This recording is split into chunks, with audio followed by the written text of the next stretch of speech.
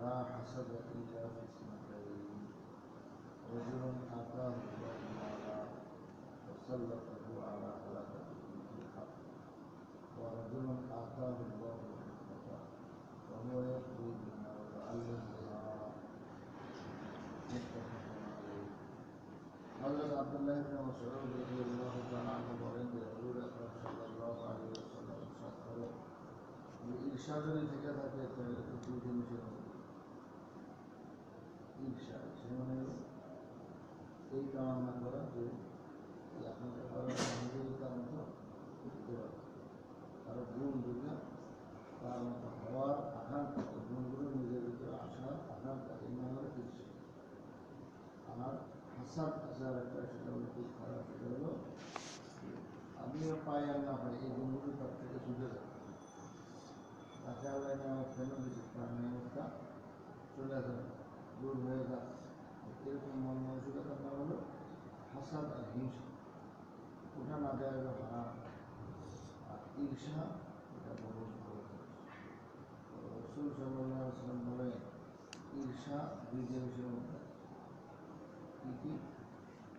এক হলো ওই ব্যক্তি যাকে আল্লাহ তাআলা অনেক পয়সা দিয়েছে, সেই পয়সাগুলো আল্লাহ সন্তুষ্টির রাস্তায় খরচ করে। এই লোকেদের দেখে ঈর্ষা করা উচিত। আল্লাহ আমারও যদি এরকম পয়সা দিত, আমিও তো এরকম দিন খেতে পারতাম। এগুলো এক। দুই নম্বর, রাজুলুন আতাহুল্লাহুল হিকমাতা ওয়া হুয়া ইয়াকদি বিহা ওয়া ইউআল্লিমুহা।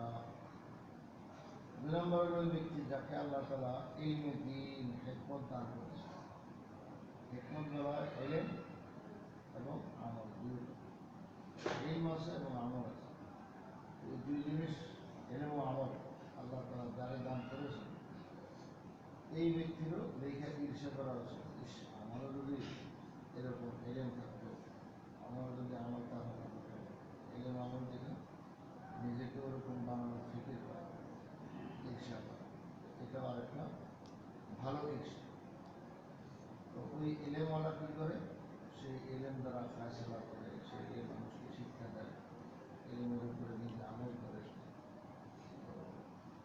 ইলেমের সাথে নিজের ইশতেগাল রাখবেন, সবসময় এটা নিয়েই ব্যস্ত। ইলেমের সাথে ইশতেগাল এটা অনেক বড় দামি নেয়ামত। কারণ ইলমে দ্বীনের মধ্যে নকল কিছু নেই, ফরজ। ইলমে দ্বীন এটা ফরজে আইন হয় বা ফরজে কিফায়া এর নিচে।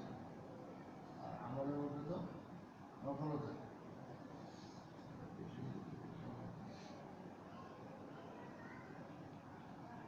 এইগুলো ইলমে দ্বীনের অবস্থা।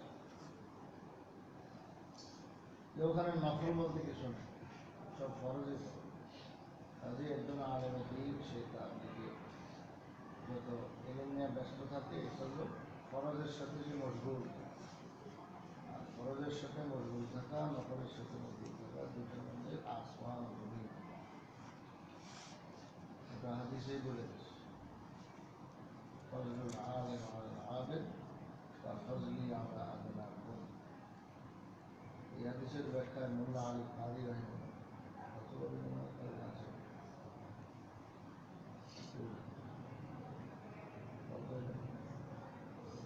মোল্লা আলী কারি রহমতুল্লাহ আলী ফাতহুল বারী এনায়া নামক কিতাবে এই হাদিসের ব্যাখ্যা দিচ্ছেন। তিনি বহু বড় মুহাদ্দিস আযীম, অনেক বড় মুহাদ্দিস ছিলেন। তো এই কিতাবের ভূমিকাতে হাদিসটা আসছে যেখানে, সেখানে তিনি ব্যাখ্যা দিয়ে দিচ্ছেন যে ওয়ামা যালিকা ইল্লা লিকাউনিল ইলমি নাফউহু মুতাআদ্দিন ওয়াল ইবাদাতু নাফউহা কাসিরুন। ইলমটা কেন এত দাম? একজন ইলমওয়ালা মানুষের দাম, এই ইলম ছাড়া আবেদ ইবাদত গুজারের উপরে কত বেশি। আমি রাসূলুল্লাহর মর্যাদা তোমাদের মধ্য থেকে সাহাবীরা সাধারণ যে তার উপরে যত, সাধারণ সাহাবীর উপরে রাসূলের মর্যাদা কত, আর সবচেয়ে বড় সাহাবী আবু বকর ওমর, ওনাদের উপরেও তো রাসূলের মর্যাদা কোনো কুল কিনারা তুলবে। নবী তো নবী, নবীর মর্যাদা নবীদের উপরেও বেশি। আমাদের নবীদের মর্যাদা নবীদের উপরেও বেশি। যে কোনো নবী, সে ওনার পিতা হযরত ইব্রাহিম আলাইহিস সালাম, ওনার সাথে আল্লাহ বড় মর্যাদা দিয়ে দিয়েছে।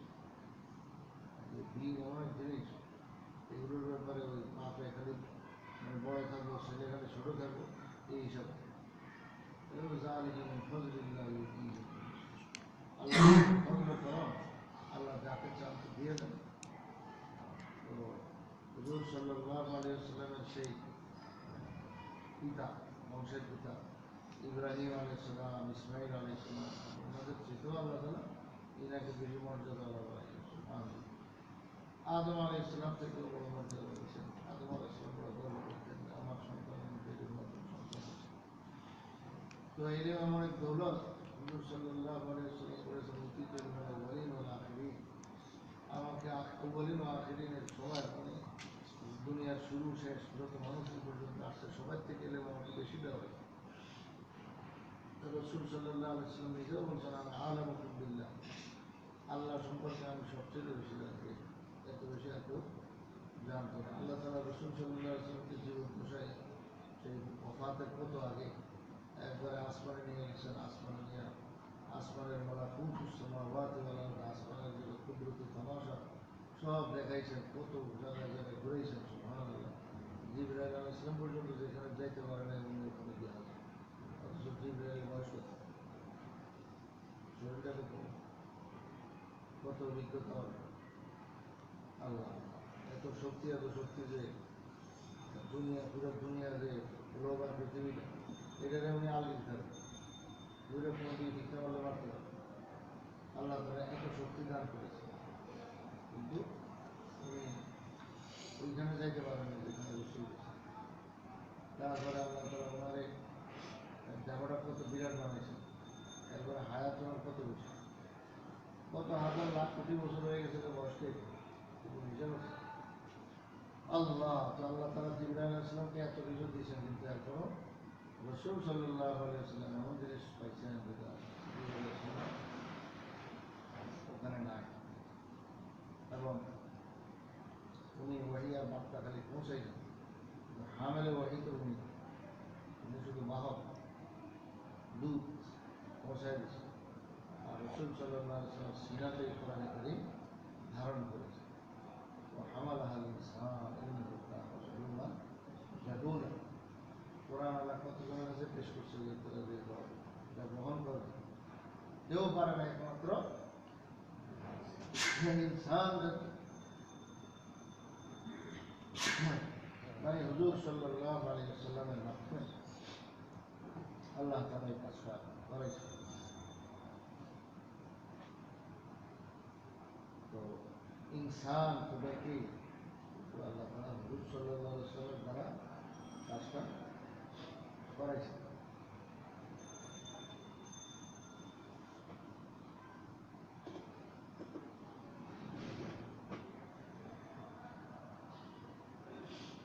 আল্লাহ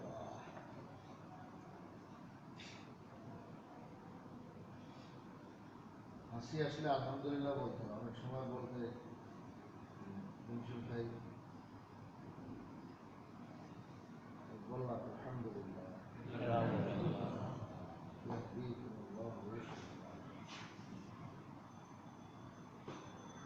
আসলে আলহামদুলিল্লাহ বলা শুনলাম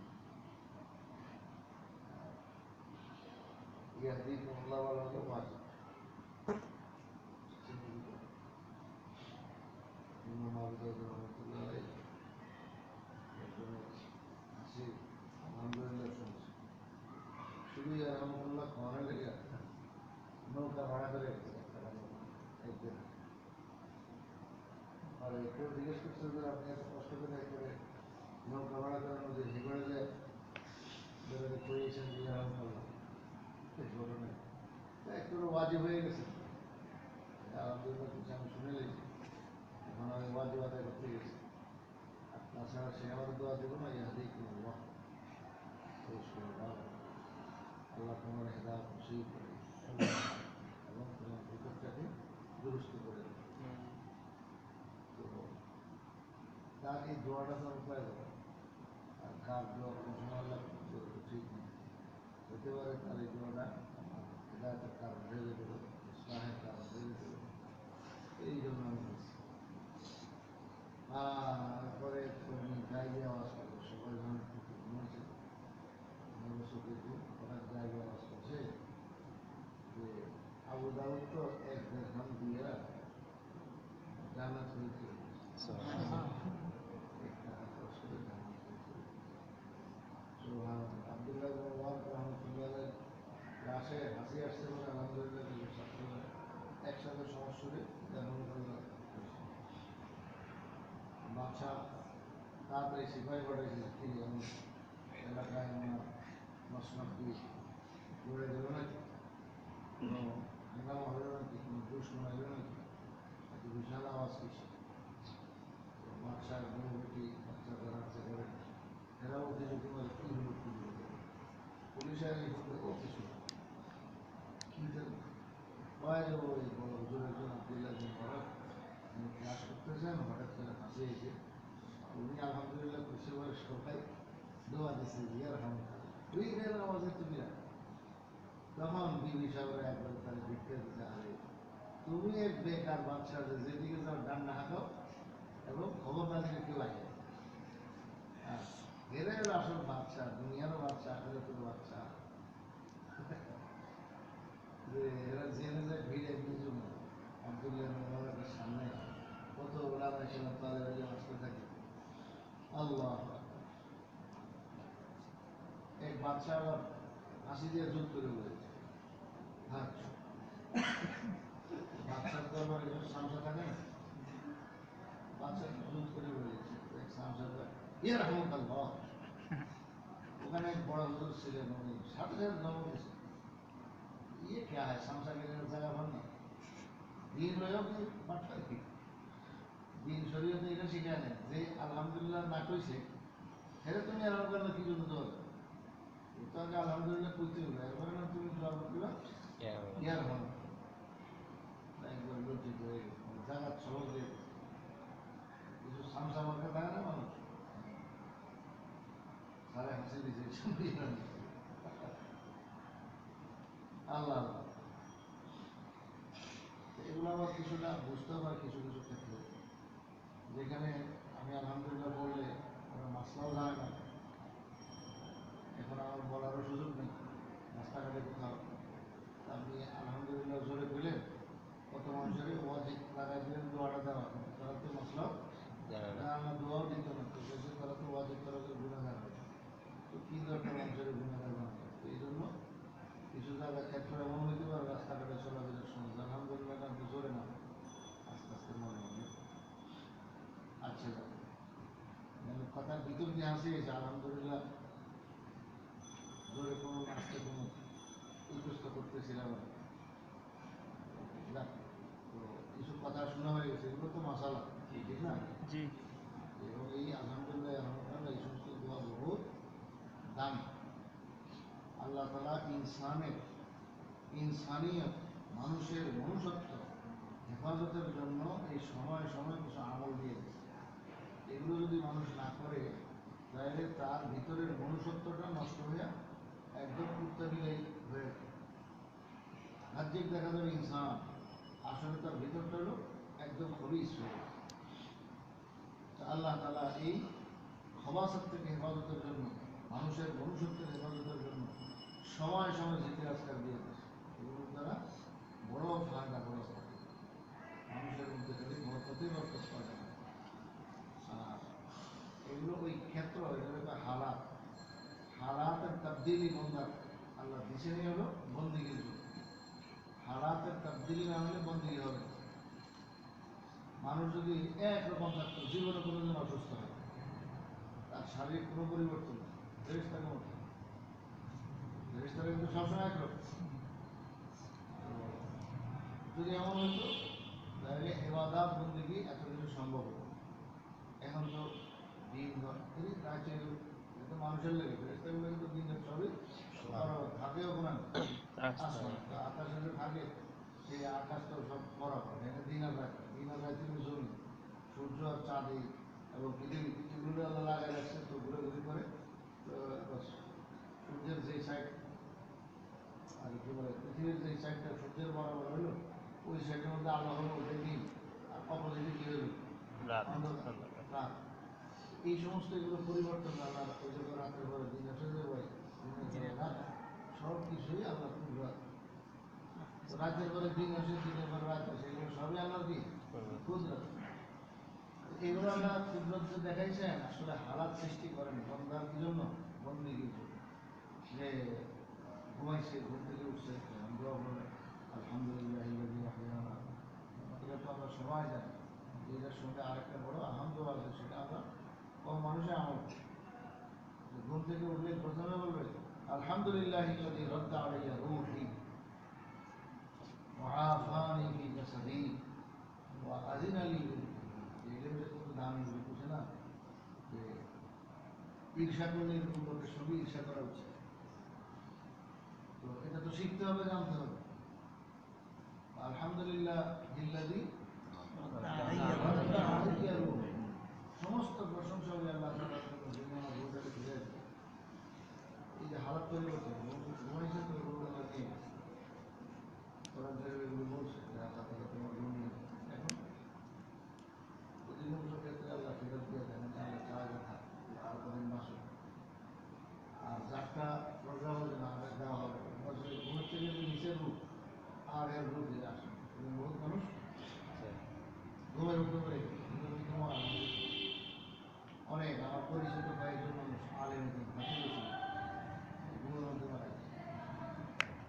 শেষ রাত্রে ক্লিয়ার ওঠে না ঘুমে যে দাবুল দিয়েছিল সেই সময় ডাকাটা পরে দিয়ে যাবে তোমার তো আল্লাহ তাআলা এরকম করে।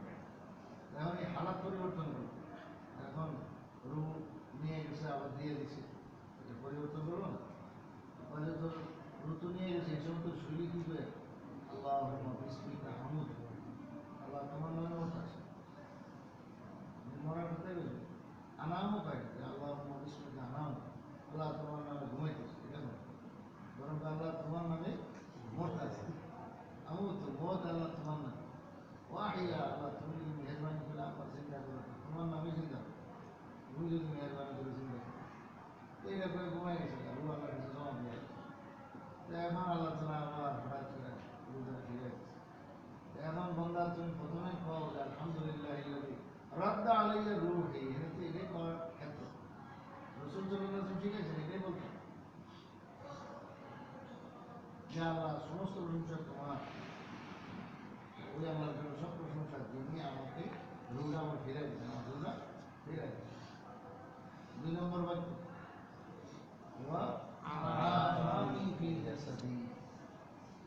যে আমার শরীরটাকে সুস্থ রাখছে আফিয়ত সালামতের সাথে রাখছে কোনো সমস্যা হয় সমস্যা বলতে অনেক সময় আল্লাহ এখন মানুষের ফ্যান স্ট্রোক হাত পা ভাঙে হসপিটাল গিয়ে খবর নিয়ে দেখি প্রতি রাত্রে এই ধরনের ঘটনা ঘটতে থাকে বা ফ্যান এত নিচে যে দাঁড়াইতে পারে মাথার মধ্যে বাড়ি না সেটা একটা মুসিবত কত ধরনের মুসিবতে মানুষের হইতে পারে আল্লাহ তুমি আমার একদম নিরাপদে রাখছো সব ঠিকঠাক বা কেউ ঘুমের থেকে উঠে পড়ে দেখে হাত পাওয়া প্যারালাইসিস হয়ে গেছে এরকম কিছুদিন আগে কোর্টের ঘটনা গিয়ে চিনি না ভালো ঘুমাইছে ঘুমের থেকে উঠছে আর হাত রাখতে হবে পরে যেতে প্যারালাইসিস এই ঘুমের মধ্যে হয়ে গেছে উঠার সময় এই অবস্থা এখন আল্লাহ তাআলা অহরহ করেন দেখে না আমরা তেল পাই না কিন্তু আল্লাহ তো মাঝে মাঝে ঘটনা দেখা যায় বান্দা তুমি যে ঘুমের থেকে সুস্থ অবস্থা উঠছো এটা তোমার স্বাভাবিক ইজি ব্যাপার এটা হলো আমি রব্বুল আলামিনের কুদরত। তো তুমি ঘুমের থেকে উঠছো এখন শুকরিয়া আদায় করো যে আলহামদুলিল্লাহ ইল্লাযী আফানি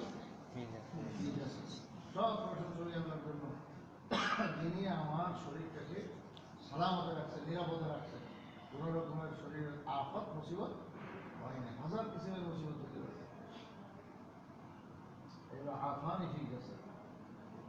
তারপরে ও আদিনা লিল বিযিকরিহি এটা তো আরো শেষ কথাটা 3 নম্বর কালিমা বহুত আছে যে আল্লাহ এই যে শুয়ে উঠি শোয়া অবস্থা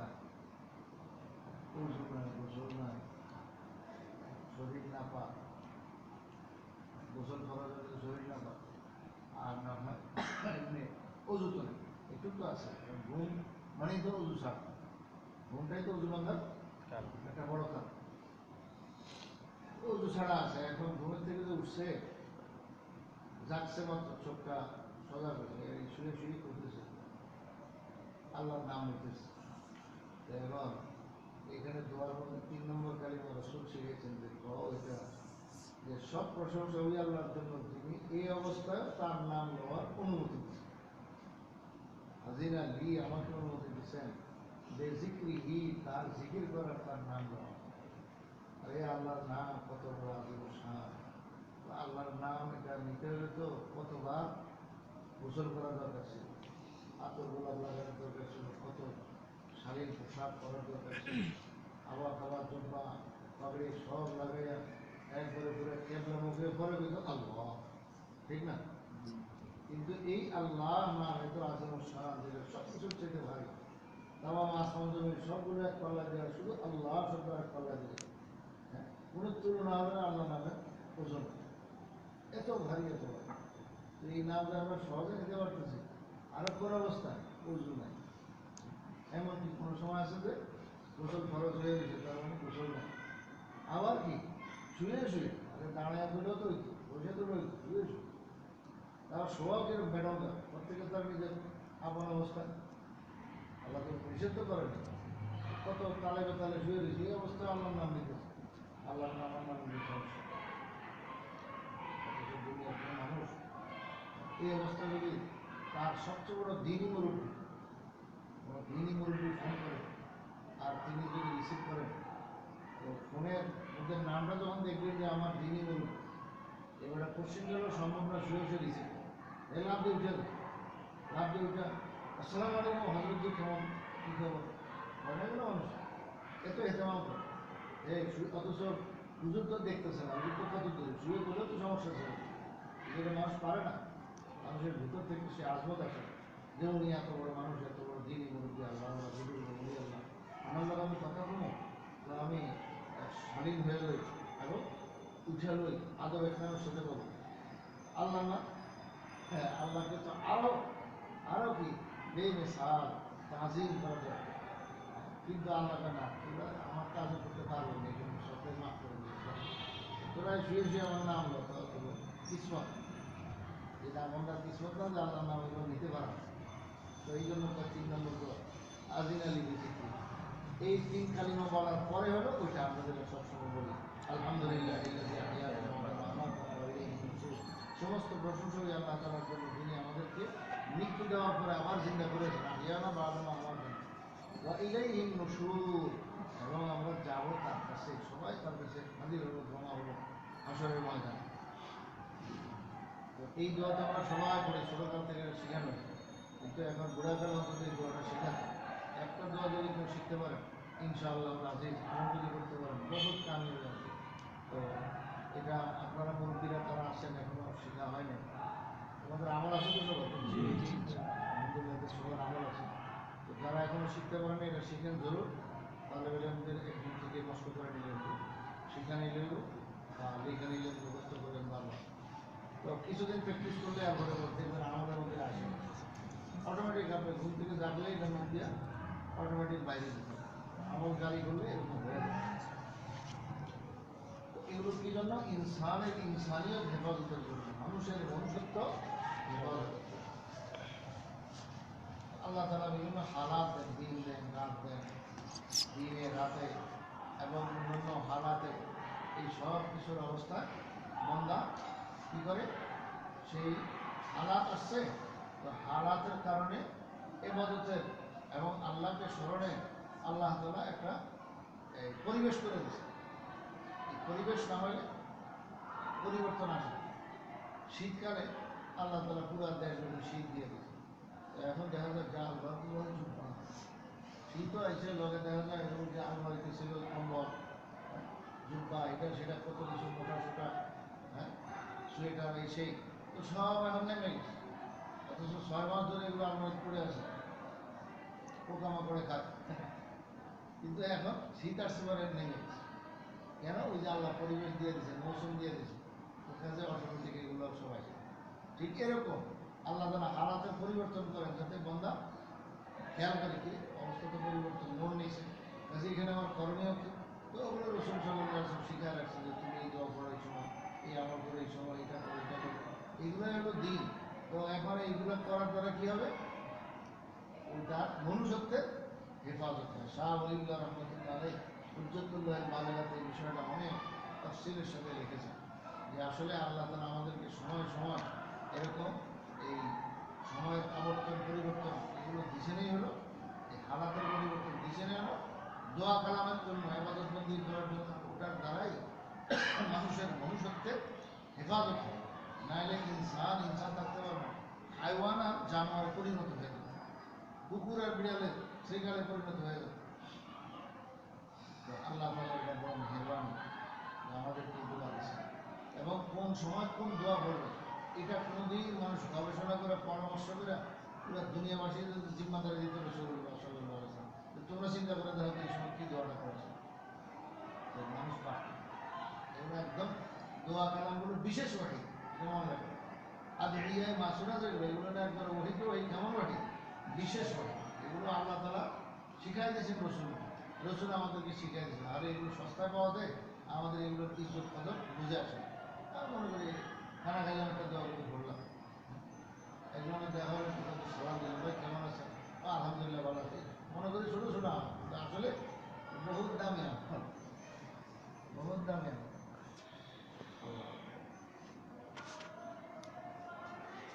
ইস্তেনজার থেকে বাইরে কি করতে হয়েছে? গোফরানা।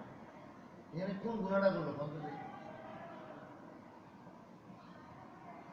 এখানে কোন গুণা আছে? নামাজের সালাম ফিরে কি করি? রসুল সেখানে বলেন আস্তাগফিরুল্লাহ, তাও তিনবার। গুণার কোন করছে? নামাজ পড়ে আস্তাগফিরুল্লাহ তিনবার। আবার বাথরুমের থেকে বাইরে হয়ে কি আল্লাহর মাফ চাই, কি হচ্ছে? নামাজের তো বুঝিয়ে যে আসলে নামাজ তো নামাজ হয় নাই, আল্লাহ পাকের দরবারে কতক্ষণ বেয়াদবি হয়ে গেল। এই যে হাকিমুল উম্মাহ থানার কথা কাল পরশু রাত্রে বসে, সকালে বসছিল দিন, যে জুতা যে লাগে নাই এ তো শুক্রিয়া দেখে, জুতা পিটান খাওয়ার উপযুক্ত যেই নামাজ পড়ছো তোমার আল্লাহ যদি জুতা মারতো তুমি কি করতে?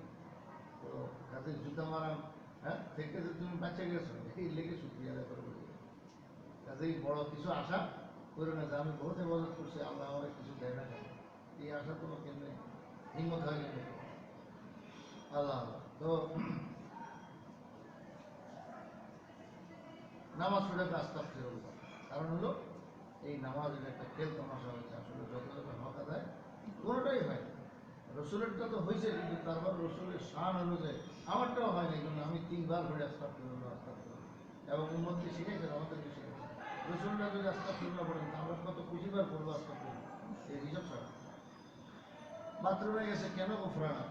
আল্লামা খাত্তাবী রহমতুল্লাহ আলাইহি বলেছেন মাআলিমুস সুনানে আবু দাউদের সরা, এই হাদিস যেখানে আসছে যে বাথরুমতে বাইরে এটা করতে হবে, ওখানে ওখান থেকে এটা বিভিন্ন কিতাব আছে। আল মুসান্নাফ ইবনে আবি শাইবা এর হাসিয়াতে শেখ মোহাম্মদ আবু আমা সেই কথাই নকল করে দিয়েছেন এবং বলছেন যে এটাই পারফেক্ট কথা, পারফেক্ট কথা, মানে একবারে জাগা মতন কথা, এত সুন্দর সরা করেছেন উনি। কয় যে এটার কারণ হলো মানুষ এই যে খানা টানা খাইছে, এই খানা টানা খাওয়ার পরে তো ইস্তেঞ্জার হাজত হয়েছে, তো এখন এগুলোকে আল্লাহ তাআলা ইস্তেঞ্জা হয়েছে মানে কি এগুলো পেটের মধ্যে গিয়ে যত যত কাজ করেছে, পেটের মধ্যে গন্ডগোল হয় না, এগুলো একবারে যেটা কুদরতিভাবে মেশিনে পেটের ভিতরে গালাইছে, গালায়া আর এটা অনেক ভাগ হয়েছে, ভিটামিন যেটা হওয়ার সেই ভিটামিনটা গেছে শরীরের জায়গা মতো, সেটা দিয়ে রক্ত রক্ত কত কিছু শরীরে তৈরি হয়েছে, যেটা জমা হওয়ার সেটা জমে গেছে শরীরে। আর কিছু অংশ পানি, তো সেটা পেশাবের আকারে আল্লাহ ওখানে পৌঁছায় দিয়েছে, যে এই পানি এটা বাড়তে এটা চলে যাও, শরীরে লাগবে না, এটা বাইর করতে হবে, এই জন্য পেশাব দরকার, তো ওখানে পৌঁছায় দিয়েছে আল্লাহ। তো এইভাবে আরেক রাস্তা দিয়ে ময়লা বর্জ্য সেটাকে আল্লাহ তাআলা পৌঁছায় দিয়েছেন জায়গা মতো, সেখান থেকে আবার এটা বাইর হয়ে হয়। এখানে আল্লাহ তাআলা যদি এরকম করতো যে সে হাঁটতেছে আর পিছন দিয়ে এখানে করতে আছে, চিন্তা করেন এই সব কিছু তো এখানে টান, এই গান্ধার সব কিছু বন্ধার পেটে আছে, কিন্তু আল্লাহ তাআলা এমন কুদরত করছেন যে না এটা সিস্টেম মতো আল্লাহ বাইর করবেন, সময় মতো আল্লাহ বাইর করবেন, বন্দারে হ্যাঁ সিস্টেম দিয়ে দিছে, সে টের পায়। আবার যদি টের না হইতো এটা আর মুসিবত হতো। এসব পায়খানা দোষে তার কি নাই, অনুভূতি নেই, তাহলে তো সে রাস্তাঘাট বড়াইব, কাপড় চোপড় বড়াইব, মসজিদ থাকলে মসজিদ করে। আল্লাহ তালা যে ব্যথা দিয়েছেন, অনুভূতি দিয়েছেন, এটা আল্লাহ পাকের কত বড় নেয়াম। মানুষ বেজ্জতি থেকে কি ইজ্জত রক্ষা হলো না, ইজ্জত রক্ষা হলো, সে তার হালাত আপনার এরকম বলে সে চলে যাবে। তো এখন এই সব কিছু তার জায়গা মতো পৌঁছায় দিয়েছেন আল্লাহ রাব্বুল আলামিন।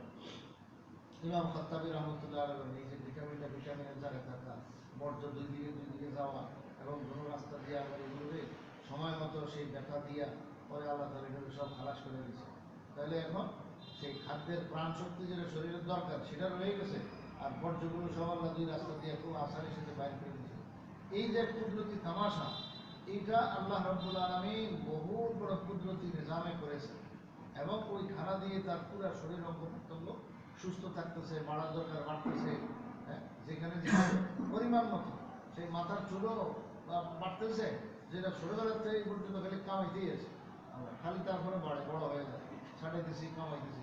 আবার এই চোখের পলক আজ পর্যন্ত কোনো নাপিতের কাছে কেউ বলে না ভাই একটু ছোট করে, এই যদি বড় হয়ে যেত তাহলে তো দুই দিকে দুই রাষ্ট্র কেমনি কোনো নয়, উপরে বসন উপরে দিকে নিচে বসন নিচে টাইম না, এরপরে দেখা না কি মুসিবত না, মুসিবত সে। কিন্তু এই একই ভিটামিন দ্বারা সেই চুলও বড় হইতেছে, আবার কিন্তু চোখের এটা বড় হইতেছে, বরং এটা তো পেটের কাছে, মাথাটা তো অনেক দূরে, মাথা সেই কত দূরে। হ্যাঁ, তো এইভাবে দাড়ি মোষ এগুলো কুদরতিভাবে এগুলো এগুলো আমাদের বেশি বড় হয় আছি কাছাকাছি জায়গায় সব। মোষ আপনি প্রতি সপ্তাহে খালি কাটতেই আছেন, হ্যাঁ, তারপরেও বড় হয়, কিন্তু দাড়ি এই পরিমাণ বড় হয় না। আর এটা এটা তো একবার আলাদা কিসের জন্য এটা বড় হয় না, খুব কম। এই যে বাচ্চা দাড়ি করে, তো আল্লাহ পাকের কি কুদরত, একই খানা দিয়ে সব কিছু হইতেছে। এরপরে ছোট বাবু দুধ খেয়ে বড় হইতেছে, তার পা আর রান একটা কত লম্বা হইতেছে, আমরা যেমন এত বড় হয়ে গেছে, আমরা তো বাবু ছিলাম না।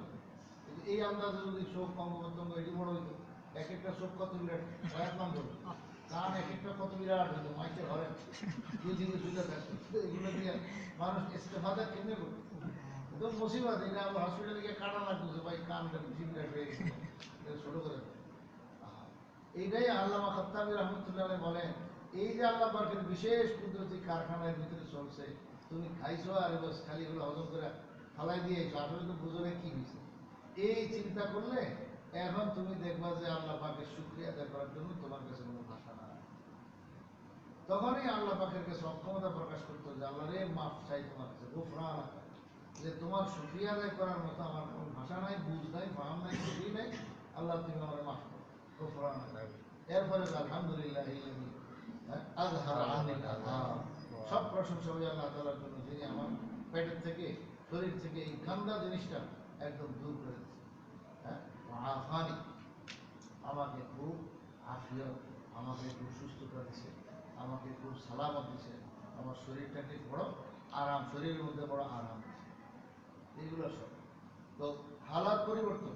এই যে এখন ইস্তেঞ্জায় গেলে যাওয়ার আগে যে দোয়া, আবার আসার পরে আরেক দোয়া, আসার পরে আরেক দোয়া, এই সমস্ত দোয়া কেন লাগাইছে? এগুলো পড়ার দ্বারা ওই ইনসানিয়ত, মানুষের মনুষ্যত্বের হেফাজত হয়। আমাদের ভিতরে যে আত্মা আছে, রূহ আছে, নাহলে এটা শয়তান হয়ে যাবে, এটা কুকুরের বিড়াল শ্রীগালের মতো হয়ে যাবে, হিংস্র হয়ে যাবে, এটার ফিতরত আর নেচার নষ্ট হয়ে যাবে। আর এই দোয়া কালামের দ্বারা এটা মনুষ্যত্ব ঠিক। আল্লাহ আমাদের এই সমস্ত দোয়া কালাম আমল করার তৌফিক দান করে, ইজ্জত কদরের সাথে, মূল্যায়নের সাথে, এগুলোকে আমরা বড় মূল্য দিই, সাধারণ মনে না করি, বহুত বড় দাম দিই। যা কথা পিছনে রয়ে গেছে, বলতেছিলাম যে হুজুর সাল্লাল্লাহু আলাইহি ওয়াসাল্লাম বলেন, ফজলুল আলিম আলা আবিদ কাফজলি আলা আদনাকুম ওয়াদালিকা ওয়ামা যালিকা ইল্লা লিকাউনিল ইলমি নাফউহু মুতাআদ্দিন ওয়াল ইবাদাতু নাফউহা কাসিরুন। আরে ইলমের দাম কেন এত বেশি? কারণ হলো এলেমের লাভ এটা হলো পুরা জগৎ ব্যাপী, আর এবাদত যে এবাদতটা করে তার পর্যন্ত সীমাবদ্ধ। 2 রাকাত নামাজ পড়লে এটা তার আমল নামায় জমা, এটা আরেকজনের কাছে যাবে। আর ইলমে দ্বীনের মেহনত যে করে গেছে, কিয়ামত পর্যন্ত ইলমে দ্বীনের চর্চা হইতেই থাকবে, কোটি কোটি মানুষ এই ইলম দ্বারা উপকৃত হইতে থাকবে। তো সব করে ওই যে কালকে রাত্রে বসেছিলাম যে সাহাবাই কেরাম আপনি যতই আগান সাহাবাই কেরাম কিন্তু এরপরে সবাই রাখেন, কারণ ওনাদেরকে হয়েই তো এই দিন শরীর সবার আর সবার আগে হলো রসুল একরাম তুলনায় রসুল্লাহ সাল্লাহ সাল্লাম ভাগ্যটা আমল খুব বেশি করেন না, কিন্তু এত বেশি যেটার কোনো তুলনা। আল্লামা কাসেম নানতুবি হুজুরুল ইসলাম কাসেম নানতুবি রহমতুল্লাহ বলেছেন বাহ্যিকভাবে অনেক উন্নতি আমল নবীর চেয়ে রসুল্লাহ সাল্লাহ সাল্লাম বেশি হইতে পারে। কথাটা শুনলে হঠাৎ ঘাবড়াই দেবো না বুঝলে তাই কি করে কোনো জন বুঝতে দেওয়া দেবো বাহ্যিক শত বেশি বাহ্যিকভাবে রসুলের থেকে বেশি হয়েছে। যেমন একটা মেশাল তুলে যথেষ্ট হজ করা, রসুল সারা জীবনে একবার হজ করছে না, তোমরা বেটা একটা হজের লোকে তিনটা আলাদা আছে, তোমরা হলে মাত্র চাইবা, হজ হলো মাত্র কিন্তু এই উন্নতের মধ্যে কত মানুষ আছে যে প্রতি বছরে হজে যায়, হিসাব রাখতে পারবে না, ভুলে যায়। ওমরা তো সারা বছরই অনুমতি আছে, এক বছর 2-3 বার গেলেও ঠিক আছে, এরকম বহু মানুষ আছে যে বছরে 2-3 বার, কিন্তু রসুল সাল্লাল্লাহু আলাইহি ওয়াসাল্লামের এক হজ তো বড় কথা, ওমরা অবস্থায় যে একবার লাব্বাইক লাব্বাইক যে কইছে, এই এক তলবিয়ার সমান হবে সারা দুনিয়ার উন্নতের সমস্ত হজ ওমরা রসুলের ভাষা কথা লাব্বাইক আল্লাহুম্মা লাব্বাইক লাব্বাইক লা শারীকা লাক লাব্বাইক ইন্নাল হামদা ওয়ান নি'মাতা লাক ওয়াল মুলক লা শারীকা। একবার যদি রসুলের কথাটা একবার যে উচ্চারণ করেছেন ওটার এক পাল্লা রাখা হয়, সারা উম্মতের সব আমল এক পাল্লা, সমস্ত হজম এক আরেক পাল্লা, তবুও এই একবার তালবিয়াতে রসুল পড়েছেন, এটার ওজন বেশি। তার আমলের ওজন হয় এলিমের দ্বারা, মারিফতের দ্বারা, আল্লাহ পাককে চিনার দ্বারা, ইস্তেহজারে কলবের দ্বারা, হুজুরের কলবের দ্বারা, এবং তিনি কত বড় মর্যাদা আল্লাহ পাকের কাছে, মর্যাদাওয়ালা আল্লাহ পাকের কাছে, এই সবের কারণে এই আমল এত দামি হয়ে যায় রসুলেরটা, যেটার সঙ্গে আর কারোর তুলনাই হয়। সাহাবাই কেরাম এরকম আমল তো বেশি করেন না, কিছু সাহাবাই তো আছে এক ওয়াক্ত নামাজ পড়ে, এক ওয়াক্ত নামাজ আমল বেশি লাগে। আবু হুরায়রা রাদিয়াল্লাহু আনহু চুক্তি বলছেন দেখি এমন কোন ব্যক্তি আছে যে এক ওয়াক্ত নামাজও পড়ে নাই, একবার যাকাত দেয় না, হজ করে নাই, রোজা রাখে নাই, কোনো নেক আমল এরকম ইসলামের যে বড় বড় এগুলা অনেকগুলো কিছুই করে না, তো মৌলিক জিনিস তো এগুলাই নামাজ, রোজা, হজ, যাকাত কিছুই আদায় করে না, এক ওয়াক্ত নামাজও পড়ে না, কিন্তু বেহেশতে সবার আগে সে। শ্রোতারা তো ধরাই হুজুর নামাজ পড়ে নাই, যাকাত দেয়, রোজা রাখে নাই, এবার বেহেশত পাই গেছে। পরে উনি হাসে দিয়ে খুঁজতেন এর উৎসাহীরেন কবিরা বনু আব্দুল আসহাল, বনু আব্দুল আসহাল নামে গোত্র আছে, আব্দুল আসহাল যে গোত্র, বনু আব্দুল আসহাল, ওই গোত্রের একটা লোক নাম হলো উসাইরেম। এই উসাইরেম রাদিয়াল্লাহু আনহু তিনি উহুদের যুদ্ধে সেই কাফের বেঈমানদের দল হইয়া আসছে রসুল সাল্লাল্লাহু আলাইহি ওয়াসাল্লামকে আঘাত করার জন্য। পরে রসুল সাল্লাল্লাহু আলাইহি ওয়াসাল্লামের নসিহত শুনছেন, উহুদের যুদ্ধে সব যুদ্ধে রসুল সাল্লাল্লাহু আলাইহি ওয়াসাল্লাম আগে তাদেরকে ঈমানের দাওয়াত দিতেন, ঈমানের কথা বলতেন, যে আইয়ুহান নাস কুলু লা ইলাহা ইল্লাল্লাহ তুফলিহুন, এর তো ব্যাখ্যা দেওয়া লাগে না, কথা বলি বুঝে কি করে। তো যখন এগুলো বলছে সে চিন্তা করে ঠিক ঠিক কইতেছে মনে হয়, মানুষের ঈমান যখন তৌফিক হয় তখন এরকম যে তার ভিতরে ফল থেকে নূর ঢুকে, নূর একটু কেমন ফল লাগছে, মনে হয় হাসাই করতেছে, মনে হয় ঠিকই করতেছে, বেতন করছে লাগতেছে না, তাহলে একটু ঠান্ডা মাথায় চিন্তা করি, শুরু হয়ে গেছে চিন্তা, হাতে তো তরবারি আছে। পরে ওয়াজ নসিহত শুনে না উনি একটু আগাইছে, সাহাবাইকে হুজুর দুশ্মন একটা আইছে ধরুনি, তারা কিন্তু ব্যস্ত ছিল, এই একবার কি পাবো হ্যাঁ আইতে দাও, তো কেউ আর কিছু পায় না, হ্যাঁ তরবারি হাতে নিয়ে রসুলের তরবারি, তা আপনি কি করেন আমার একটু বুঝাই না।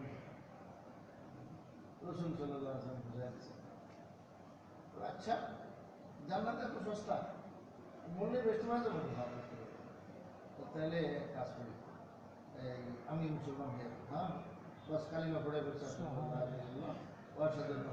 আব্দুল্লাহ পড়ে মুসলমান আছে, পরে তো আমার কাজ দেয় এই ইমান অবস্থা রসুলকে দেখে বলছে তার মকাম্মর কথা অনেকে বলছিল এত ব্যস্ত সারা দুনিয়া আগে একটা দশ কিন্তু কেউ এই পর্যন্ত পৌঁছতে পারবে না।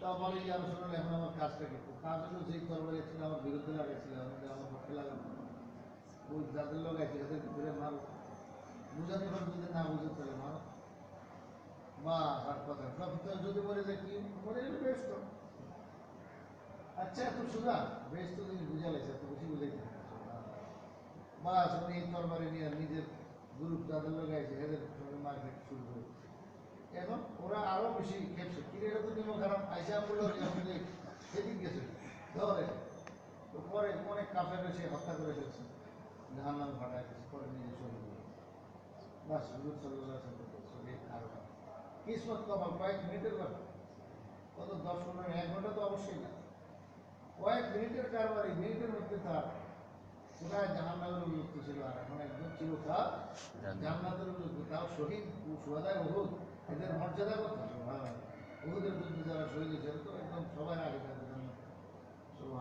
এইটাই হলো তা ভোরের চুক্তি করতে যে কোনছেন দেখি এমন কে আছে এক তো নামাজও পড়ে নাই রোজাও রাখে নাই হজও করে নাই জাকাতও করে নাই কিন্তু জান্নাতে সবাই তো অবাক হয়ে গেলে উনি নিজেই জবাব দিতেন এলো বলি আব্দুল্লাহ সালের উসাইরেম নামক ওই সাহাবী যার ঘটনা এসে আল্লাহ বললাম জানি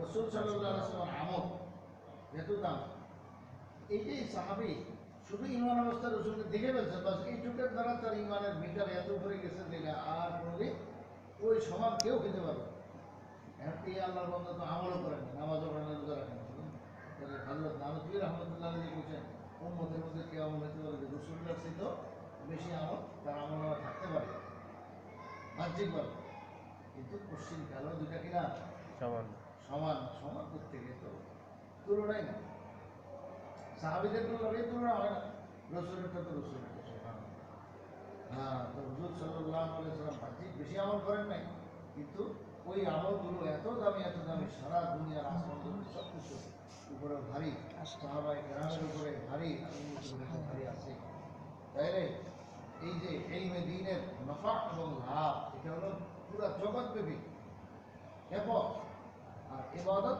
এটা তার আবেদ পর্যন্ত সীমাবদ্ধ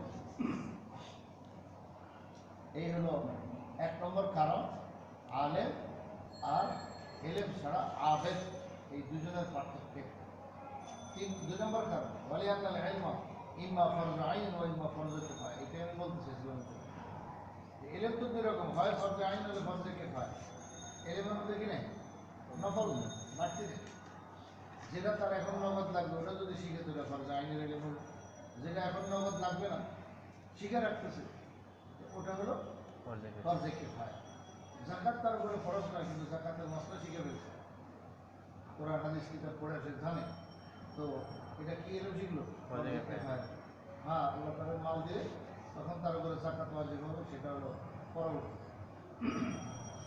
তখন হবে ফরজে আইন এখন ফরজে কিফায়া নফল নাই অথচ বলে ইবাদাতুস সাহাদাতু আলাল ফরাইজ লা তাকুনু ইল্লা নাফিলাতান বাড়তি ইবাদত এটা তো যেটা ফরজের অতিরিক্ত হয় এটা তো নফলই না ওটা তো ফরজে আইন বা কিফায়া নফল والعابد 3 নম্বর পার্থক্য والعابد قد يكون مقلدا والعالم يكون محققا مجتهدا ইবাদত গুজার যে সে অনেক সময় হয় মুকাল্লিদ মানে ভিন্ন মুসলমান আরেকজনের থেকে কথা শুনে শুনে সেই জান্নাত বলেন জাহান্নাম বলেন পরকাল বলেন এগুলোর ব্যাপারে বিশ্বাস রাখে তারপরে সব শোনা আর আলেমে দিন যে সে তাহকিকের সাথে কিতাবাদি পড়ে কোরআন কিতাব বুঝা সে আখিরাতের সব কিছু বুঝে দিন শরীয়তের সব কিছু বুঝে তো তারটা হলো একদম বসিরতের সাথে বড় এর সাথে দিলের প্রশস্ততার সাথে এক মিনারের সাথে সে বড় সুন্দরভাবে সব কিছু বুঝে নিছে আর শুধু শোনার দ্বারা যেটুকু হয় এটুকু হয় ইমান তো এটুকু হয়ে গেছে ওটুকুর দ্বারা না যাত্রা করে সব ঠিক আছে কিন্তু ওই জাননেওয়ালা আর এই গেলে দুজন তো সমান হবে না এই জন্য হুজুর বলেন ফলা একটু মানে মুতাসাবিয়াইন আবাদা যে এই দুজন পশ্চিম কেন এক সমান হবে না এলেম ছাড়া এবং গুজার আবেদ আর এলেমওয়ালা আবেদ দুইজনের মধ্যে আসমান জমিন ওয়ামিন হা হুনা ওয়ারাদা يوزن مداد العلماء بدماء الشهداء ويرجع مداد العلماء হযরত মোল্লা আলী কারি রাহমাতুল্লাহ আলাইহি বলেন যে জামে সগীরের মধ্যেও আছে يوزن يوم القيامة مداد العلماء ودماء الشهداء فترجح مداد العلماء على دماء الشهداء قال السيوطي رواه الشيرازي عن أنس رضي الله تعالى عنه قال الزين العراقي سنده ضعيف وقال في الميزان متنه موضوع তো একটা হাদিস বলা হয় কথাটা বাস্তব কিন্তু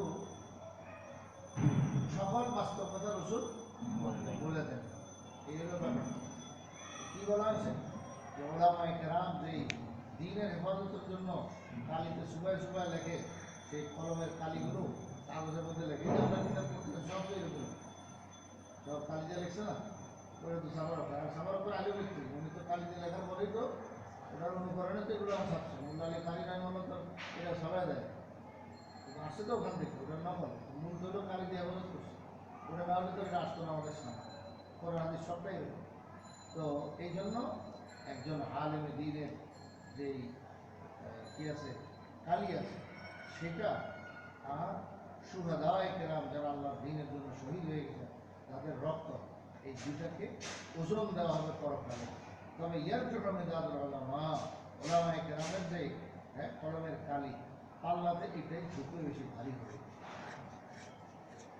আল্লাহু আকবার মা আন্না মেদাদাহুম আদনা মারাতিব আফআলিহিম ওয়া দিমা আশ-শুহাদায়ে আলা মানাকিব আহওয়ালিহিম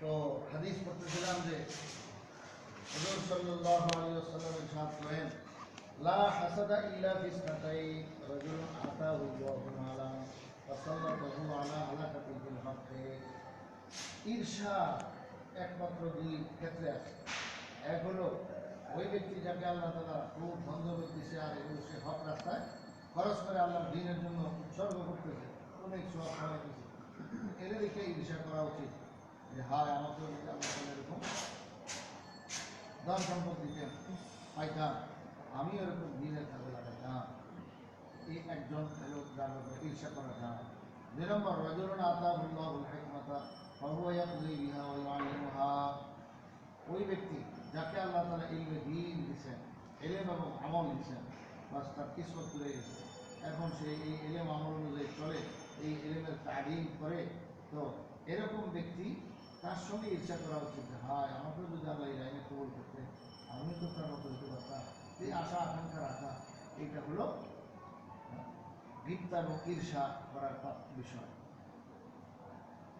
আল্লাহ রাসূল সাল্লাল্লাহু আলাইহি ওয়াসাল্লাম আমাদেরকে শিখিয়েছেন যে দ্বীনের ব্যাপারে আর দুনিয়ার ব্যাপারে দুইটা জিনিস আছে দুনিয়ার ব্যাপারে সব সময় নিচের দিকে তাকাইতে হবে আমার সাথে যে খারাপ অবস্থা আছে জীর্ণ শীর্ণ অবস্থা আছে হ্যাঁ তো ওর দিকে তাকানো এটা শরীয়তে আদেশ করছে আল্লাহ রাসূল সাল্লাল্লাহু আলাইহি ওয়াসাল্লাম তাইলে তোমার উপরে আল্লাহ পাকের যে ফজল করে নিয়ামত আছে এগুলোকে তুমি তুচ্ছ মনে করবা না বরং এগুলো শুকরিয়া আদায়ের তৌফিক হবে যে হ্যাঁ আমার তো বাড়ি আছে এই বছর তো বাড়ি যে রাস্তা ঘুমায় রয়েছে বিছনাও নয় বালিশও নেই তো সে তো রাস্তা ঘুমায় তো তার সেটা আমাকে আল্লাহ কত ভালো লাগছে এই দুনিয়ার লাইনে হলো এইসব দেখতে নাচ নিয়ামতের লাইনে নিচের দিকে তাকাই উপরের দিকে তাকাই দেন আর আমার তো কিছুই নেই আমার তো কোটিপতি আগে আমার নিজের মতো এইটা করলে তাহলে যেটা সে আসে পাইছে আমার পক্ষ থেকে এটার উপরে সে শুকরিয়া আদায় করবে না তার শুকরিয়া আদায় তৌফিক হবে না আল্লাহ পাকের নিয়ামতের নাশুকরি হবে আর ওই নাশুকরির দ্বারা এক সময় আল্লাহ নিয়ামত ছিনায়ও নিয়ে নেয় বিপদ 2 নম্বর হলো দ্বীনের ব্যাপারে দ্বীনের ব্যাপারে যে যত বড় সব সময় তার দিকে তাকাইতে হবে যে উনি এটাই এতক্ষণ বলা হচ্ছে যে বড় আলেমে দ্বীন তো তার ইলম এর কারণে তুমি আফসোস করো যে আমারও যদি হইত আর একটা হলো নিচের দিকে তাকানো বলবো আরে ডাক্তার আমি বহুত ভালো আছি আমি বহুত কিছু জানি এরকম করলে তো না উজু কিবির বলে টাকা পুরি ঘোড়ায় পদ্মসন্ধি আত্ম হ্যাঁ মর্যাদাবোধ আত্মমর্যাদাবোধ না আত্মগর্ব এই সমস্ত এগুলোর কারণে তার মানে যেটা ছিল সেটাও মিটার নিচে নেমে যাবে এবং আল্লাহ তাআলা এই সমস্ত নিয়ামত ছিনিয়ে নেবেন।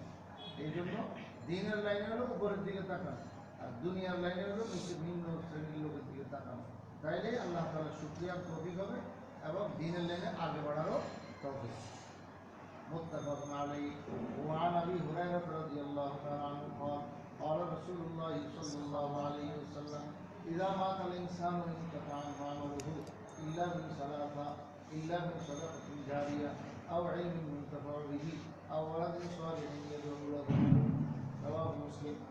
হযরত আবু হুরায়রা রাদিয়াল্লাহু তাআলা আনহু বলেন, হুজুর সাল্লাল্লাহু আলাইহি ওয়াসাল্লাম ইরশাদ করেছেন, মানুষ যখন মারা যায় তার আমলের দরজা বন্ধ, তা খোলা থাকে না, বন্ধ হয়ে যায়।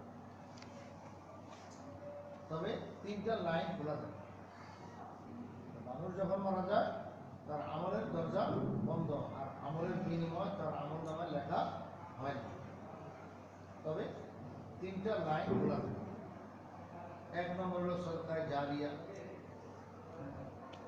সদকায়ে জারিয়া মানে যে এমন কাজ করলো, এমন দানের কাজ করলো যেটা সবসময় জারি থাকে।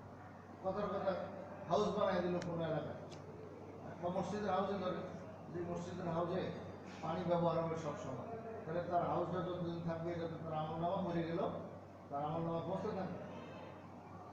টিউবওয়েল লাগাই দিয়েছে, কোনো জায়গায় পানির ব্যবস্থা করে দিয়েছে, যতদিন মানুষ পানি চিপা বাইর করবে মানুষ উপকৃত হবে, সে সব পেতে থাকবে। রাস্তা নির্মাণ করে দিয়েছে, তো এটা এমন এক কাজ যেটা জারিয়া, সবসময় জারি আছে, রাস্তা ব্যবহার করতেছে। এরকমভাবে মসজিদের খেদমত করেছে, মাদ্রাসার খেদমত করেছে। তো এইগুলো তো স্থায়ী জিনিস, মসজিদ মাদ্রাসা এই সমস্ত এগুলো কিয়ামত পর্যন্ত থাকবে। তো এই জন্য যতদিন এগুলোর কাজ হতে থাকবে সেখানে সব পাইতেই থাকবে।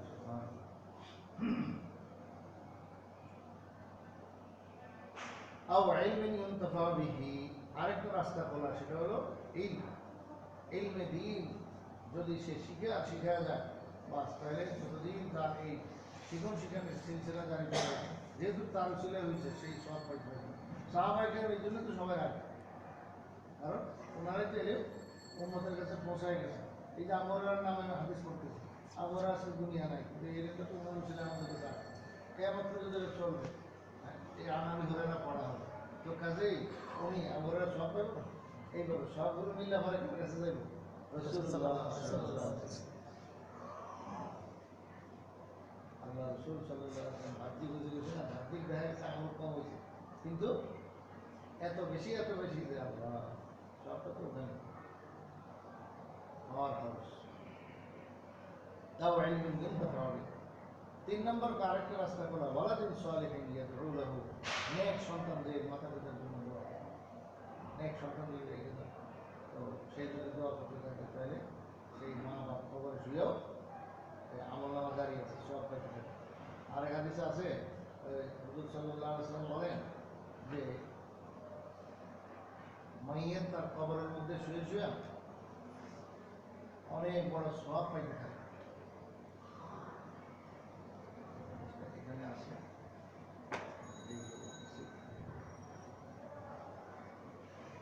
তো অনেক সওয়াব পাইতে থাকে। তো মাইয়ের আত্মীয় স্বজন এরা তার জন্য যে ইচ্ছার সব করে, এগুলো তার কাছে পৌঁছতে থাকে। তখন মাইয়ের বড় আশ্চর্য হয়ে বলেন, আল্লাহ এসব কি থেকে আসে? আল্লাহ তাআলার পক্ষ থেকে তার কাছে নাম বলা হয় যে তোমার অমুক আসছে, তোমার জন্য গিফট করেছে। পাহাড়ের ন্যায় তার কাছে পৌঁছে, সবগুলো একটা কিসের শুরু হয়ে যায়, পাহাড়ের শুরু। সেই তো করছে ছোট্ট একটু আমল সে করেছে, আর এখানে পাঠাইছে পরে এখন এটা হয়ে গেছে পাহাড়ের সমুদ্র, রামসারির জিবাল।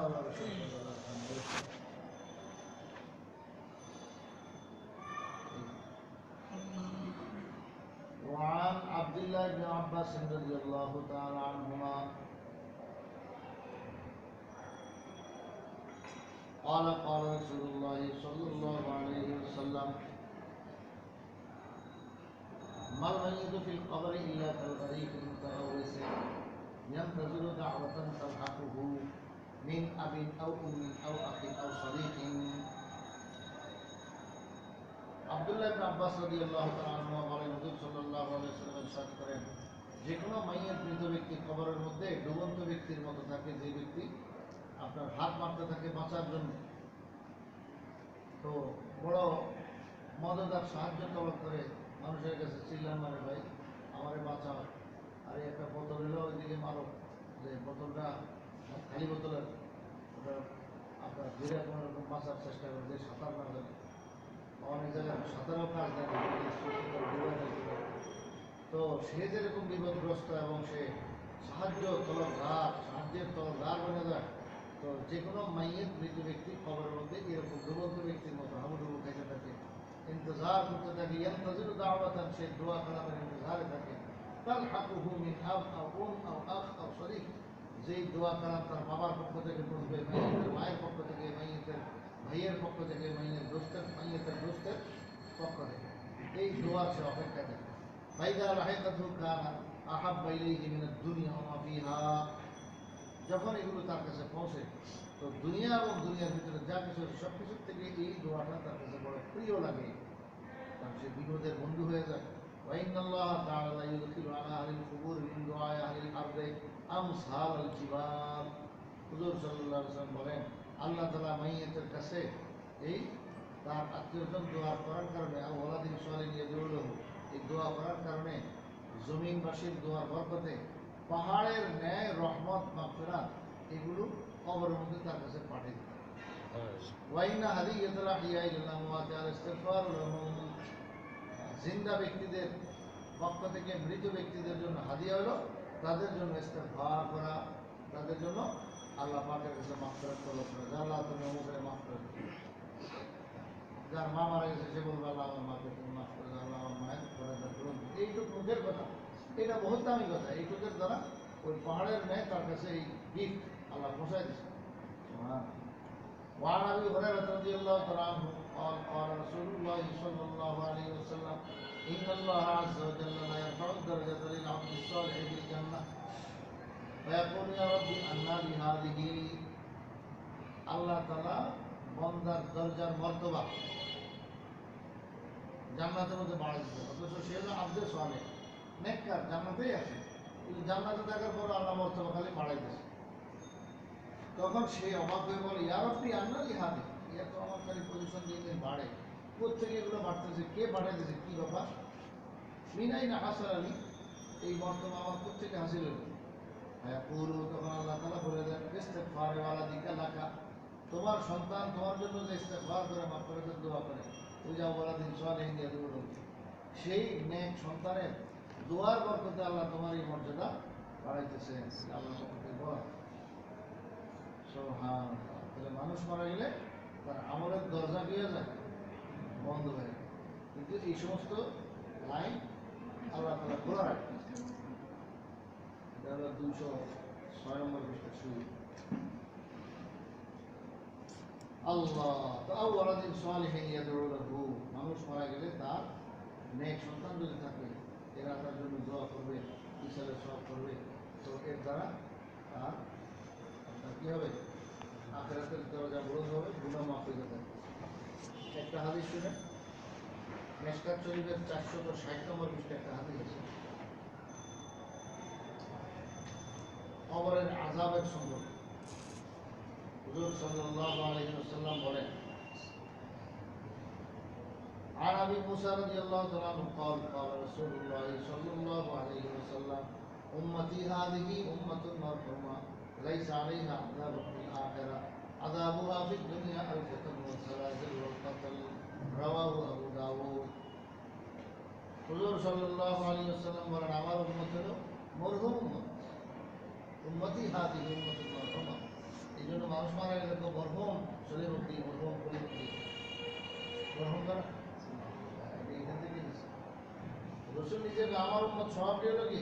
মরহুম, রহমত প্রাপ্ত। মরহুম অর্থ কি?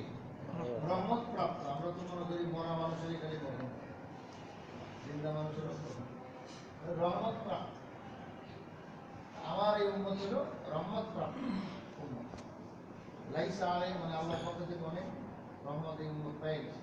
ওই যে ওয়াকানা ফাদলুল্লাহি আলাইকা আযীমা, হে রাসূল আপনার উপরে আল্লাহ পাকের ফজল করম অনেক বেশি। ওরা আবার বলে দিয়েছে বাশশিরিল মুমিনিন বিআন্না লাহুম মিনাল্লাহি ফাদলান কাবীরা, মুমিনদেরকে সুসংবাদ শোনায় দেন আপনার বরকতে তাদের জন্য আল্লাহর পক্ষ থেকে অনেক বড় ফজল আর রহমত রয়ে গেছে। মুমিনদের জন্য অনেক বড় রহমত রাসূলের বরকতে। কাজে এই উম্মত মারহুমা, মানে রহমত প্রাপ্ত উম্মত, মরহুম উম্মত। লাইসা আলাইহা আযাবুন শাদীদুন ফিল আখিরাহ, আখিরাতে তাদের খুব কঠিন আযাব হবে না, হালকা হালকা হইতে পারে, কঠিন আযাব হবে না। লাইসা আলাইহা আযাবুন ফিল আখিরাহ আযাবুহা ফিদ দুনিয়াল ফিতনাতু ওয়াজ জালাজিল ওয়াল কতল, আখিরাতে তেমন কঠিন আযাব হবে না। এর অর্থ হলো আল্লামা আব্দুল হক মুহাদ্দিস দেহলভী রহমতুল্লাহ আলাইহি এবং শাহ আব্দুল আজিজ দেহলভী রহমতুল্লাহ আলাইহি, ইনারা এত সুন্দর সুন্দর কথা বলেছেন যেটা এই মেশকাতের বাবা ইসবাতে আযাবুল কবরকে শুনতে ওইখানে আব্দুল হক মুহাদ্দিস দেহলভীর কথা মাযাহির হকের মধ্যে আছে। নামটা মাযাহির হক, এটাই সুন্দর। আব্দুল মালিক সাহেব আমাদের কাছে বলেন নাম তো এটাই হওয়া চাই, মাযাহির হক। কিন্তু আবু আজমিদের যে অবস্থা, মাযাহিরের বহু বছর মাযাহিরকে দিতে হয়, মুজাহির মুজাহির হক বলে অনেকে, শব্দটা হওয়া উচিত মাযাহির। যাক, মাযাহির হকের মধ্যে হকের মজহাব সৈয়দ কুতুবউদ্দিন সাহেব রহমতুল্লাহ দেহলভী, শাহ দেহলভী সাকলে, শাহ দেহলভী রহমতুল্লাহ সবকে যা বলতেন নানার হাওয়ালা, নানা হলো যে শাহ আব্দুল আজিজ দেহলভী, আর পিছনের লোক হলো আব্দুল হক মুহাদ্দিস দেহলভী। এনাদের হাওয়ালা যা বলতেন এগুলো সৈয়দ কুতুবউদ্দিন সাহেব সব নকল করতেন। ওটাই কিতাব হয়ে গেছে মাযাহির।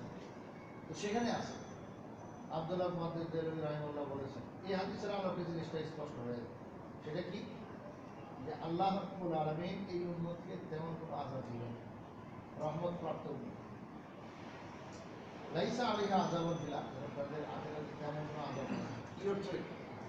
এটার অর্থ হলো আল্লাহ তাআলা এই উম্মতকে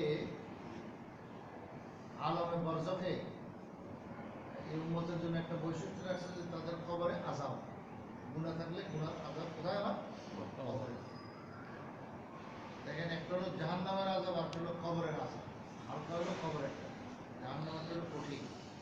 তো কবরের আযাব এটা এই উম্মতের বৈশিষ্ট্য। ও আগের কারো উম্মত এরকমভাবে এত বিস্তারিত আমাদের এখানে শরীয়তে যা আছে এইভাবে কবরের আযাব তাদের হইতো না। তাদের আযাব হালকা ছিল। আন্নার ইউরাদুনা আলাইহা গুদুওয়ান ওয়া আশিয়্যা, ফেরাউনের ব্যাপারে বলা হয়েছে সকাল সন্ধ্যা দুই বেলা তার কাছে আপনার জাহান্নামের আগুন পেশ করা হয়।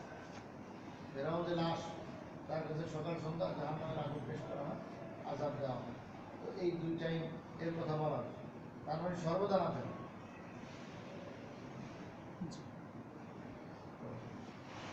তাও আন্নারের কথা বলছি না, আগুন পেশ করা হয়। এখন কবরে কত ধরনের আযাব আছে। এই উম্মতের আল্লাহ রাব্বুল আলামিন বিভিন্ন রকমের আযাব কবরের মধ্যে জারি রাখছে। এটাই উম্মতের জন্য রহমত স্বরূপ। বলবেন আযাব হয় এটা রহমত কেন? এটা বোঝার বিষয়।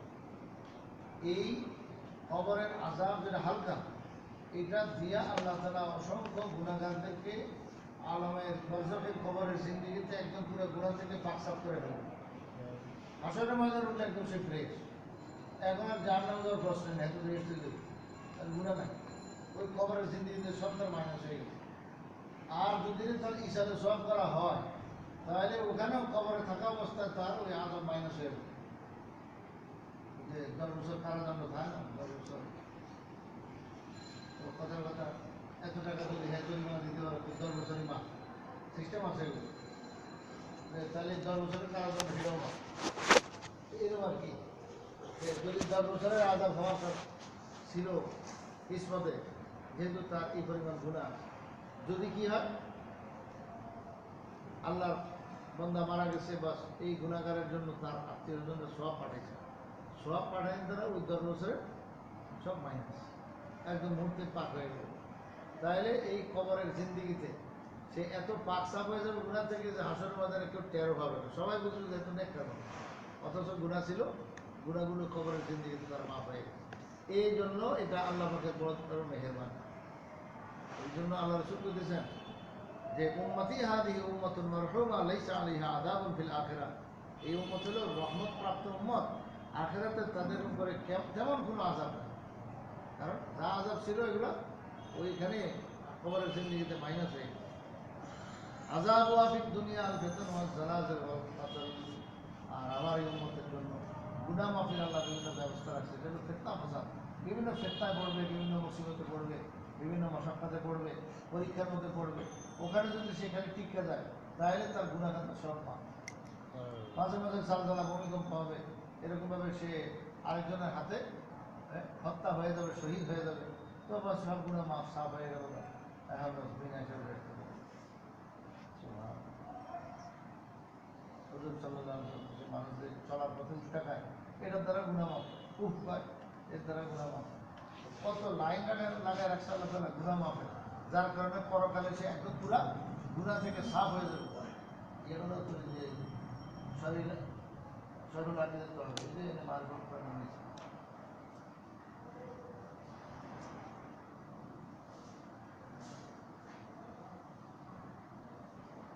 আল্লাহ রাব্বুল আলামিন বান্দাদেরকে মাফ করার অনেক লাইন আর অনেক রাস্তা রাখছে।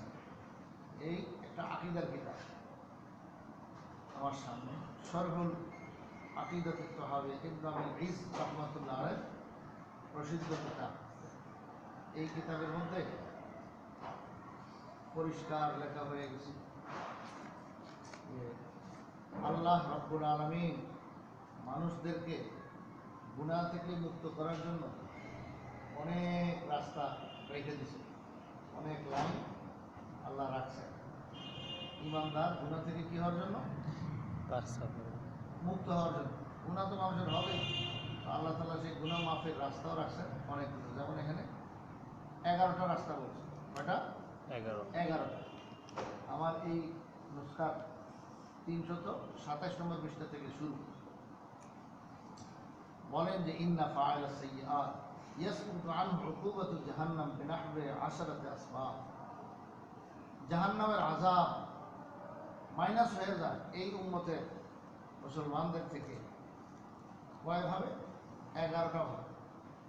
বিনাহবি 10 আসবাব, প্রায় 10-এর মতো। 10 মানে এনে 11। শুনতে থাকেন। 1 নম্বর হলো তাওবা। গুনাহ মাফের জন্য আল্লাহ তাআলা 1 নম্বর ব্যবস্থা রাখছেন তাওবা। তাওবা করবে তো বান্দা গুনাহ মাফ হয়ে যাবে। এটার জন্য কোরআন শরীফের আয়াত নস অনেক আছে। তাহলে গুনাহ মাফের একটা রাস্তা হলো তাওবা দিলে। 2 নম্বর আল ইস্তিগফার, আল্লাহর কাছে মাফ করা। তাওবা ভিন্ন জিনিস। তাওবা হলো 4 জিনিসের মজমুয়া।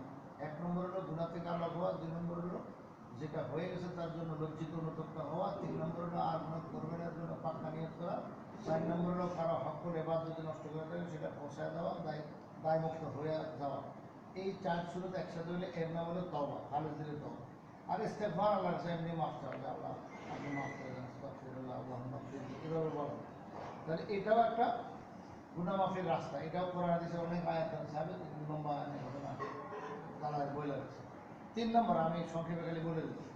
3 নম্বর গুনাহ মাফের রাস্তা হলো আল হাসানাত, নেক।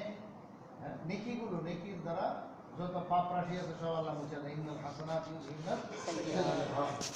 আচ্ছা, তাহলে নেকির দ্বারা গুনাহ মাফ হয়, এটা হলো আরেকটা সুরত। কটা হলো? 3। আর সবাবুর রাবে আল মাসাইবুদ দুনিয়াবিয়া, দুনিয়াবী মুসিবত। মানুষ যে হাঁটতে চলতে যে উষ্টা খায়, কষ্ট পায়, অসুখ হয়, এগুলোর দ্বারা তার গুনাহ খাতা মাফ হয়। সুবহানাল্লাহ। 5 নম্বর হলো আযাবুল কবর। কবরের আযাব দেখছেন, এটাও মাগফিরাতের একটা কি উসিলা মাধ্যম। আল্লাহ তাআলা হাশরের ময়দানে তারা বেজ্জত করবেন না, পুরা ওপেন করে দিবেন সব মানুষের সামনে। ওখানে সব মানুষের আগেরকার সমস্ত উম্মতের গুনাহ খাতা যা আছে সব নিয়ে হাশরের ময়দানে একসাথে আল্লাহ সবাই জমা করে দিবেন। যে এই সব পাপী গুনাহগার তারা সবার সামনে বেজ্জত হবে। আর এই উম্মতকে আল্লাহ তাআলা গোপনে একা একই কবরের জিন্দিগি একলাই আসবে। হেডটা হে দেখছে তো কি হয়েছে, ধাক্কা মুক্কা যায় খাইছে এখানে সাফ হয়ে গেছে। হাশরের ময়দানে তার কিছুই সুবহানাল্লাহ। এই উম্মতের মধ্যে মারহাবা হয়েছে নি। তো কয় নম্বর হলো? 5 নম্বর আযাবুল কবর। 6 নম্বর দুআউল মুমিনিনা ওয়া ইস্তিগফারুহুম ফিল হায়াত ওয়া বা'দাল মামাত। মুমিনদের দোয়া, ওয়ালা ইবাদিল্লাহ সালিহিন বলতেছে সেই নামাজের ভিতরে আল্লাহর নেক বান্দাদের জন্য দোয়া হইতেছে, প্রত্যেক ইমানদার অপরকে দোয়া দিতেছে, তাইলে এই দোয়ার দ্বারা তার মাগফিরাত হইতে থাকে। এরকমভাবে সঙ্গে ইস্তেগফার, যে তার অন্যান্য মুসলমান ভাইরা তার জন্য যে মাগফিরাতের দোয়া করে যে আল্লাহ সমস্ত মুসলমানদের মাফ করে, আমরা বলি না? এরকম কত মানুষের তো আমার লেগে বলতেছে, আমি অনেক মানুষের জন্য বলতেছি, আবার অনেক মানুষ আমার জন্য বলতেছে। তো এইভাবে মাগফিরাতের আরেকটা রাস্তা আল্লাহ তাআলা খুলে রাখছে। আচ্ছা, এই গেল 6 নম্বর। 7 নম্বর, মা ইউহদা ইলাইহি বাদাল মাউত, মা ইউহদা ইলাইহি বাদাল মাউত মিন সাওয়াবে সাদাকা আও কিরাতিন আও হজ্জিন ওয়া নাহওয়া যালিক।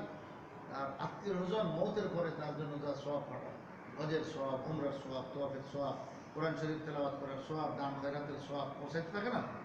এটা হলো 7ম কারণ। 8 নম্বর, আসবাবুস সামিন আহওয়ালু ইয়াউমিল কিয়ামতি ওয়া শাদাইদুহু।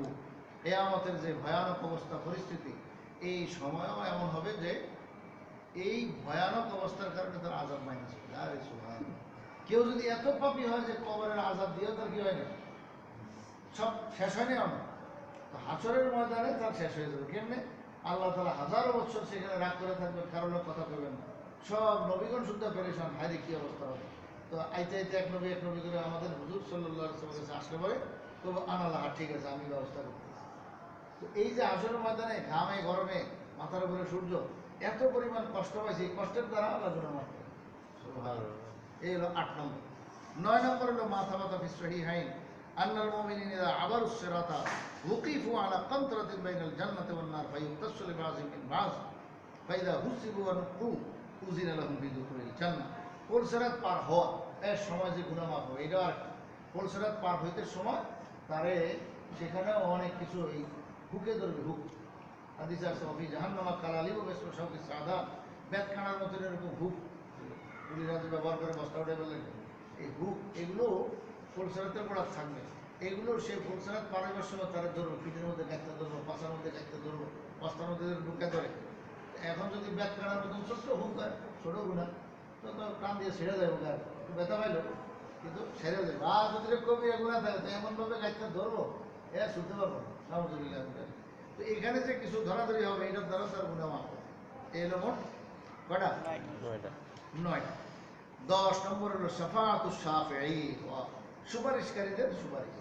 কত মানুষ জাহান্নামের থেকে মুক্তি পেয়ে যাবে সুপারিশের উসিলা। এই হলো 10 নম্বর। আসসাবুল হাদি আশা, একদম সর্বশেষ হলো আফু আর রাহমুর রাহিমিন মিন গায়রি শাফাআহ।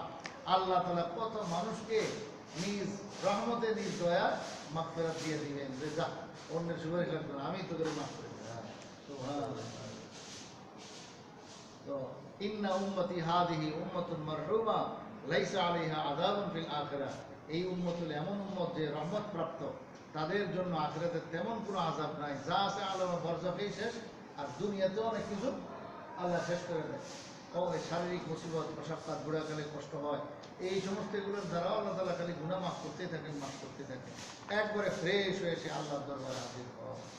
সুবহান আল্লাহ তাআলা আমাদের সবার মাগফিরাত নসিব করেন। আমিন। বস দরজার দিকে আমরা প্রস্তুতি নিলাম। সুবহানাল্লাহি ওয়া বিহামদিহি আশহাদু আল্লা ইলাহা ইল্লাল্লাহ।